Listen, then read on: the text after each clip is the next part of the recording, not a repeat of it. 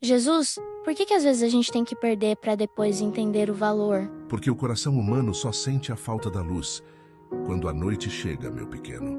Mas dói tanto, Jesus. Dói ver partir que eu deveria ter cuidado melhor. Dói porque havia amor de verdade dentro de você. Mas escute, nem toda perda é um castigo. Às vezes, é um chamado. Um chamado para você enxergar que o que realmente importa não é aquilo que se foi, mas aquilo que eu ainda estou preparando para você. E se for tarde demais, Jesus? Para o mundo às vezes é tarde, mas para mim nunca é. Eu sou aquele que transforma histórias, que restaura sonhos e que devolve ao coração aquilo que ele pensava ter perdido para sempre. Então ainda existe esperança para mim, Jesus? Sempre existiu, meu pequeno, e sempre existirá, porque o meu amor por você nunca dependeu dos seus acertos, nem dos seus erros.